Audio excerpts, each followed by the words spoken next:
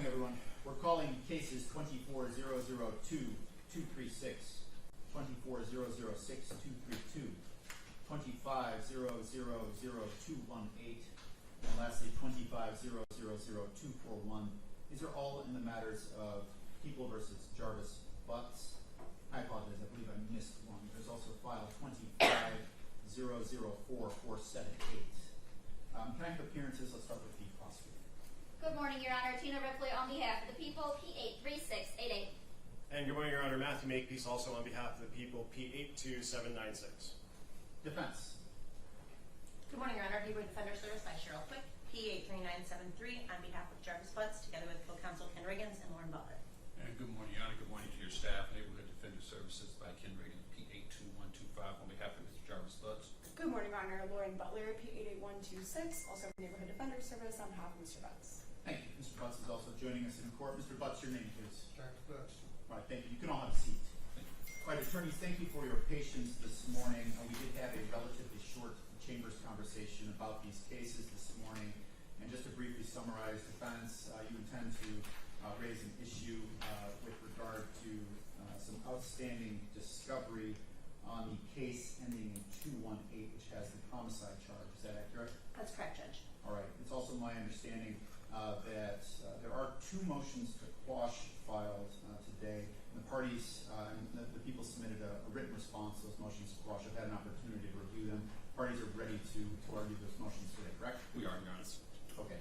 Very good. All right. Well, let's start with the file that Mr. Butts is here to be arraigned on, that being the file ending in 4478. How does he wish to proceed for arraignment purposes? Yeah. Mr. Butts would waive the formal reading of the information. He stands mute. We ask the court to enter a plea of not guilty on his behalf. Thank you. A plea of not guilty will be entered on his behalf. Counsel, was the examination held in that matter? It was. All right. We're going to get that transcript ordered. And with that, do you want to move right into the respective motions to quash, or did you want to address the discovery issue? I think we can go ahead and do the motions, and then we can discuss the discovery at the end. Okay. Very good. All right. Who's going to take the lead from the defense? Your Honor. Very good. Your motion. Your Honor, thank you. So, Your Honor, I did file a motion to quash relating to case ending in 6232. For the sake of privacy, I won't mention the complaining witness's name. But, Your Honor, there was a preliminary examination held in this matter. There was one witness called. The complaining witness was the only witness called. She testified that at the time of the incident, she was 4 years old. At the time of the hearing, she was 13. So there had been a substantial passage of time. Your Honor, her testimony was she was home with Mr. Butts and Mr. Butts' girlfriend. At some point, the girlfriend left the bedroom. Mr. Butts was in the bedroom. She was on the couch. Mr. Butts summoned her to the bedroom, at which point she was ordered to take off her clothes. Her testimony was she took off all her clothes except her underwear. She took off her clothes. Then Mr. Butts touched her. I believe the order of touching her was he touched the top of her thigh. Then he touched under her breast. And then she said he touched her where she peed. Okay.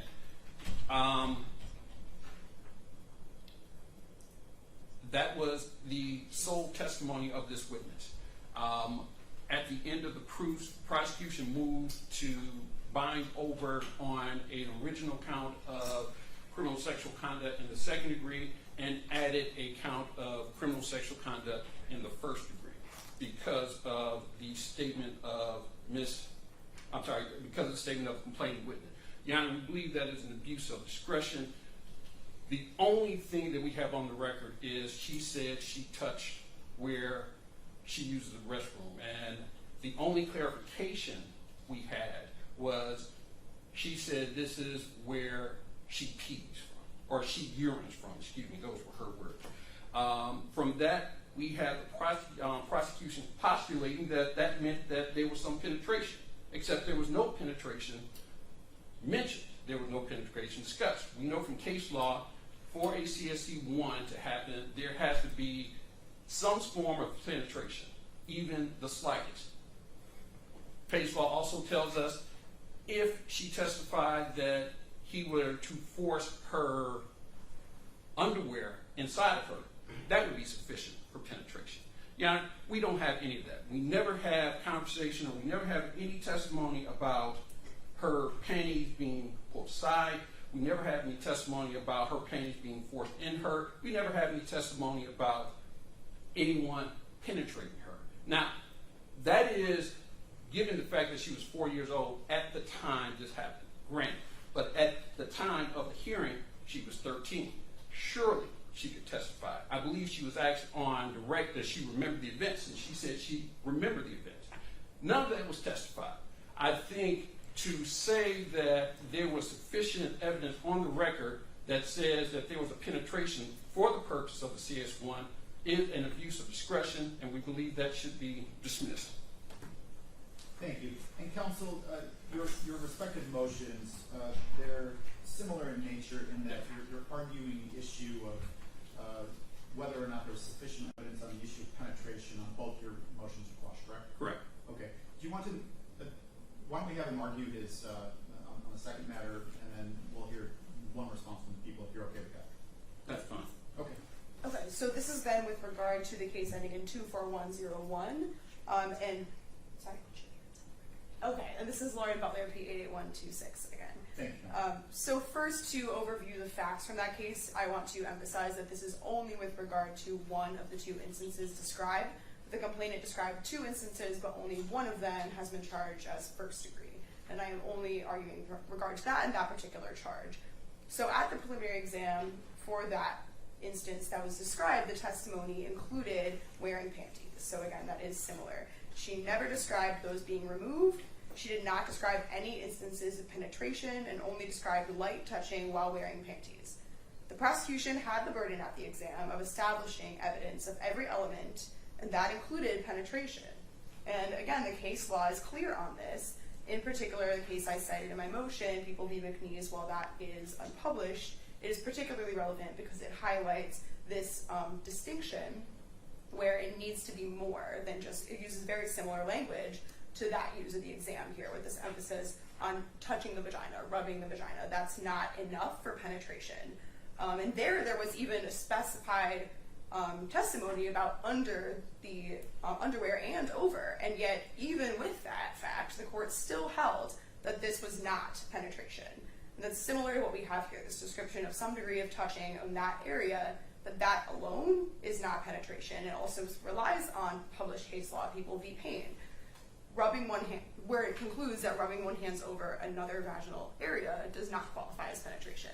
And I'd also like to address the response from the prosecution to this motion, because the argument they're making was not reflected in the preliminary exam testimony.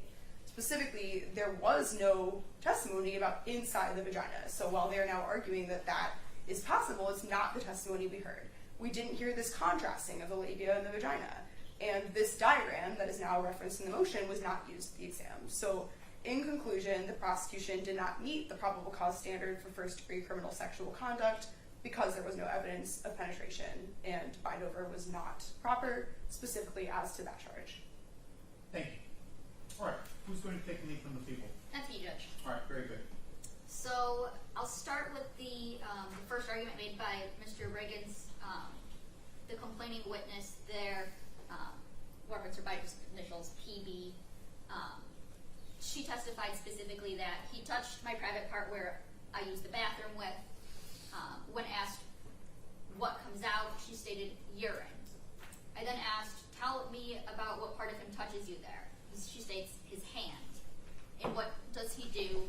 What does his hand do when he touches you there? She states he rubs my private part with his hands. I then clarified, is this on the top part of that? And she interjected, said the bottom. And I said, would that be where the pee comes out? She says, I clarified, is that a yes? So in summary, she testifies she's rubbing the bottom part of her private part where the pee comes out. Your Honor, in a motion to quash, this is the highest deference to the reviewing magistrate in this case. It requires an abuse of discretion, which is most deference to the district court.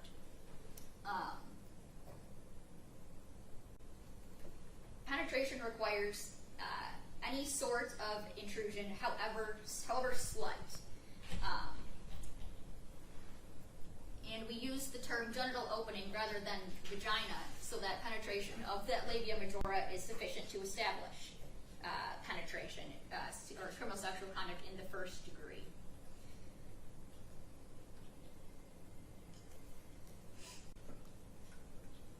Here, the complaining witness testified that the defendant rubbed her on her bottom part where the pee comes out. When we think about basic anatomy, we know that pee or urine for women comes through the urethral opening. There's a lot of, biological anatomy down there, but we know that the urethral opening is an internal structure that's beyond both the labia majora and the labia minora. So when this complaining witness testifies that he rubbed her bottom part where the pee comes out, she's referring to an internal structure, thereby penetration. The examining magistrate also found that, and said in her ruling, that for a woman to urinate, it's not on the outside of her labia. That's an internal, that would be beyond that. And so she found that it was a question of fact. I don't believe that there's any abuse of discretion by that. I believe that there's satisfactory testimony, at least to a probable cause standard, for that count. And do you want me to go on to the next one? Please. Okay. In the second case, extremely similar. This one is specifically, this complaining witness starts off by saying, you know how somebody would play with you in your sleep, like you would feel them in your ear, like this or something. We don't have what she was demonstrating, but she's playing with her ear. He was doing that to my vagina when I woke up, and I was crying. I stated, all right, when you wake up to feeling something? She said, yes. I asked, where do you feel something at? She says, at my vagina. And I said, what do you feel at your vagina? She said, I feel like somebody's playing with me. Like somebody's trying to touch you but not wake you up while he's touching you. And I said, what part of him is touching him? How touching you? She said, he's using his hands. She later confronted the defendant about it. He's asked her why I was acting so weird towards him. She said, you don't remember what you did to me? The defendant, looked me dead in the face and said, I don't remember doing that, but if I did do it, then I'm sorry. Again, the reviewing standard is abuse of discretion. And here, similarly, she testified that she felt the defendant at her vagina, that she felt the defendant playing with her, using his hands at her vagina. It's more than just mere contact, mere brushing against a vagina, or just merely touching on top of it. It's an intentional act at her vagina. By stating she felt the defendant's hand at her vagina, she's testifying to penetration. She did not state that she felt his hand on or over her vagina, but rather at her vagina. Again, we look at basic anatomy, Judge. The vaginal opening is beyond beyond or inside both the labia majora and the labia minora. And so because sexual penetration is defined as the labia majora and beyond, the vaginal opening is beyond both the labia majora and minora. And so by stating that she felt the defendant's hands at her vagina playing with her, she testified to penetration. And I believe that there is satisfactory testimony on the record to satisfy that to the probable cause standard, which is, again, probable cause standard is the lowest standard, and abuse of discretion is the highest deference to the examining magistrate. And I believe that they both create questions of fact. Thank you. Did the defense wish to respond? Your Honor, in all seriousness, we're giving far more biology of the human anatomy than we've ever put on the record at the preliminary examination. All we had at the preliminary examination they were touched at the area. We have young ladies who, although at the time this happened, may have been too young to describe the actual part, surely they could have said, he touched me on the inside. He forced my panties aside. He touched me on the inside. And in neither case was that testimony ascertained, that testimony was given, that question was asked by either people. So here all we have is hyperbole. This is what the complaining witnesses must have meant when they said that. I think that is a far reach, and I think surely that is an abuse of discretion to just simply say they must have meant there was internal penetration. That is an element the prosecution has to prove in each and every case when they charge a CSD in the first degree. In neither case was that proven, was that ascertained. We just have speculation, and to put those charges in front of a jury would simply be wrong, Your Honor. So we're asking you to grant both motions to quash. All right, thank you. Do you wish to respond? Judge, I would just reiterate what he is already saying. I think in my case in particular, there's this emphasis on the word at. There's just no, it's not realistic to say that that's what at means. This comparison between at and over is really not what plain meaning tells us about the word at. At is very different from inside, all of what Mr. Riggins really just emphasized. So again, I would object that this should be dismissed today. All right, thank you. All right, well, on a motion to quash, and here there's two motions to quash that have been filed by defendants. The court has to review the record for an abuse of discretion, which has already been pointed out. The abuse of discretion standard is it's a high burden. And defense here, through their written and oral arguments today, have challenged the sufficiency of the evidence presented on the bind-over of the respective counts of criminal sexual conduct in the first degree regarding the issue of penetration. So the court has had an opportunity to listen to the respective arguments from the attorneys here today. I've also had an opportunity to review the lower court record, and namely the transcripts. And of course, the prosecution at the preliminary examination has the burden to show competent evidence that probable cause exists on each of the elements of the charged offenses. So here, looking at pertinent portions of the transcript, and I'll start with the case where PB is the alleged complainant. There's a few pertinent portions of that examination transcript, starting on page 58. And it notes line 20, her answer to a question, he touched my private part where I used the bathroom with. Question, okay, and when you use the bathroom, what comes out? Answer, urine.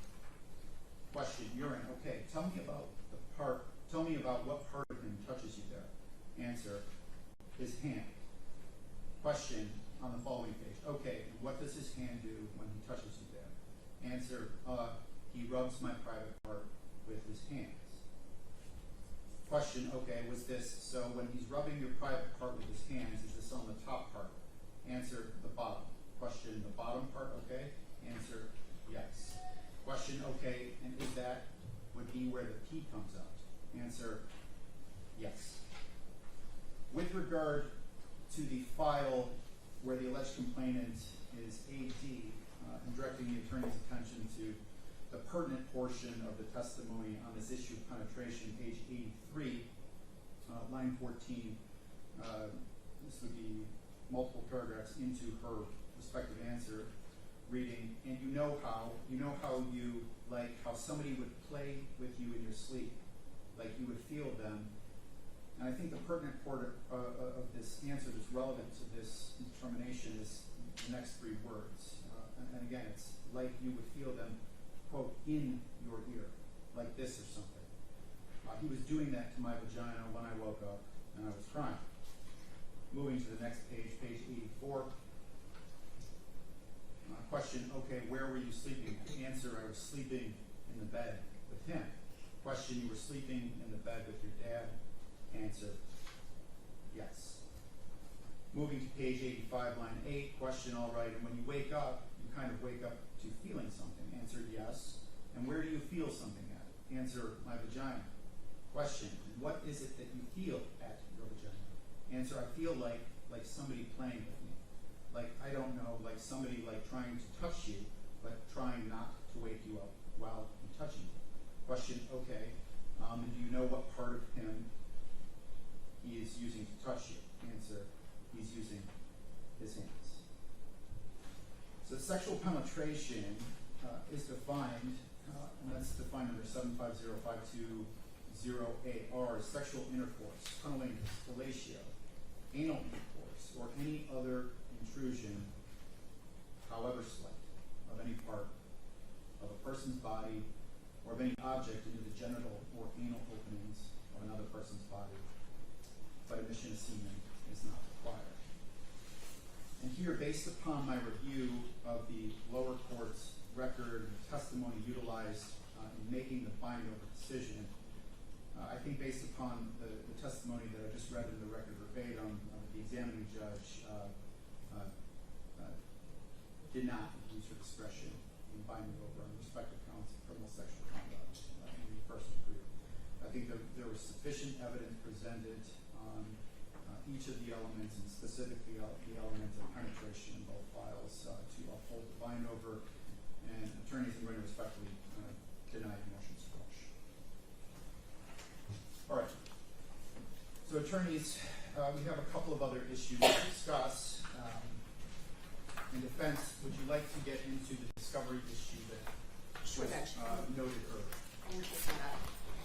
So one of the largest pieces of evidence is the CSLI that was used at the preliminary examination, which the prosecutor posits puts Mr. Butts at the scene of where certain pieces of evidence were located. And so we're clear, counsel, you are moving into the file ending in 218, correct? Yes. Okay, thank you. Apologize. Thank you. That's okay. Back on February the 6th, Mr. Riggins reached out to the people and alerted them that our expert to review it, we needed the Cellbrite UFED, basically the underlying data that is pulled, not the report that is generated from Cellbrite. What was the date that was put on notice? February 6th. February 6th. Yes. Okay, so just about 6 months ago? Correct. Okay. And then we received a response back on the 14th from people saying that they would work on it and get back to us. We received another response on the 28th that they were looking for the files, essentially discussing that it's a huge amount of data that has to be transferred. And then we followed up, it was sometime later,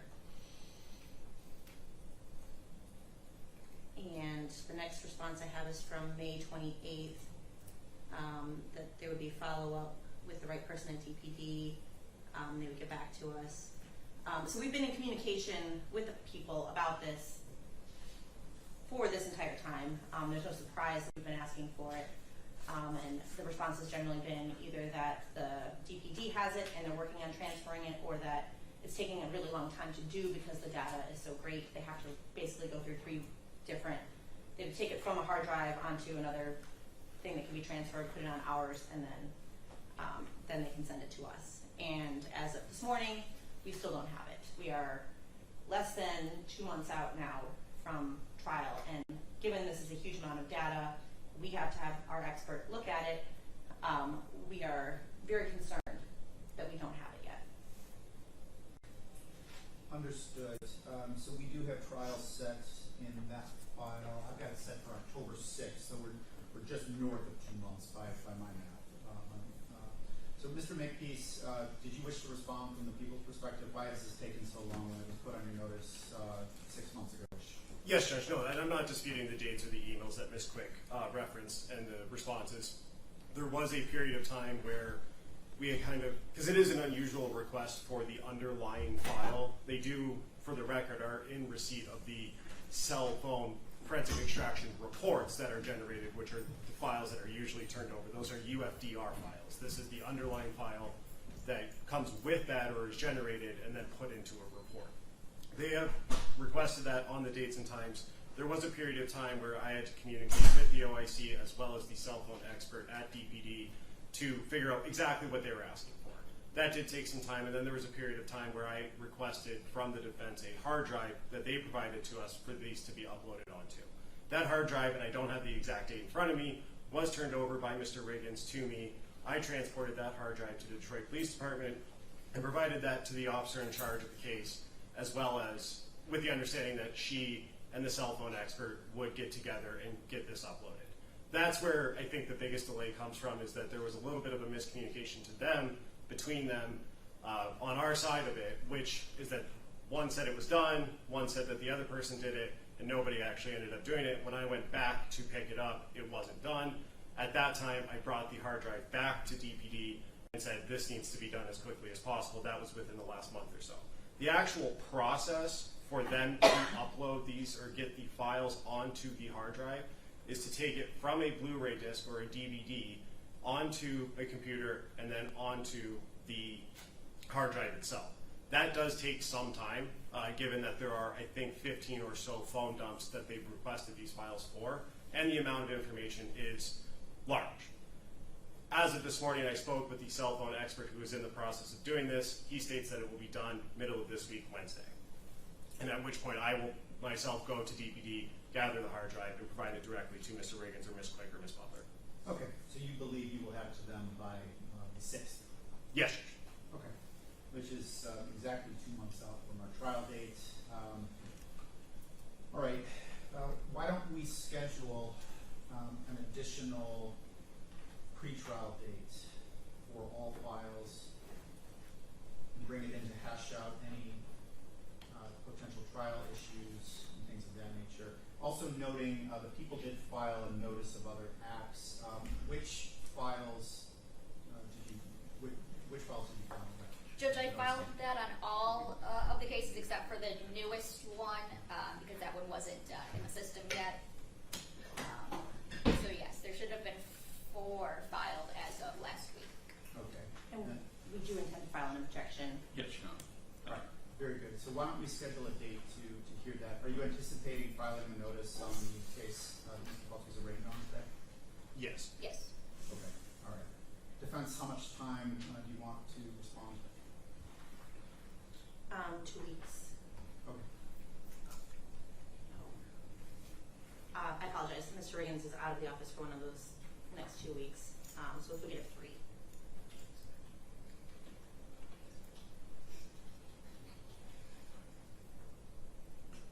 Want to come back on Friday, September 5th? Judge, I'm I'm off that day. Back the next Monday, though. Is this something, Ms. Ripley, that you would be able to handle in Mr. McPeace's absence? If not, I can find another date. It is, Judge, but I'm going to be in a 2-defendant homicide trial that starts on the 2nd. And it's in Judge Cusick, so I anticipate it going on Friday. Okay, understood. What if we come back on Friday, September 12th, mid-morning? If we could come after my exam, that would be good for me. The 12th is not a good day. The 12th is not a good day. I could do the 11th. That was good. Strictly on the 11th? I'm going to be in that 2-defendant homicide. Is it the 15th or the 16th? I know that's cutting close. We're starting to cut close, but I think we could do the How about 15th. Tuesday the 16th? Does that work for everyone's That calendars? seems to work. Yep, that works. All right. Okay. We'll come back Tuesday, September 16th to listen to argument on the other acts notice that the people have filed. Let's set that hearing at 10 a.m. All right. Were there any additional issues that needed to be talked about or addressed from the people's perspective for today? Judge, no additional issues. As I would in any case, I would just place on the record an invitation for defense counsel to come to our office to go through both paper and digital files to make sure that there are no other surprises. Just placing it on the record, Ms. Quick, Mr. Riggins can communicate with me to set that up. Absolutely. And as noted in Chambers, when we set our October trial date, it was far off into the future. It was far off into the future with the, of course, the intent that all parties would make sure that they're doing everything possible to make sure that this case or cases that the trial ready for October the 6th. So, at this point, we've got our trial date, October 6th, and we'll see you for pretrial date, again, Tuesday, September 6th at 10. Were there additional issues that defense needed to address for today's record? I don't believe so, Your Honor. All right, very good. I thank you all for your time and your patience Thank you. Thank you.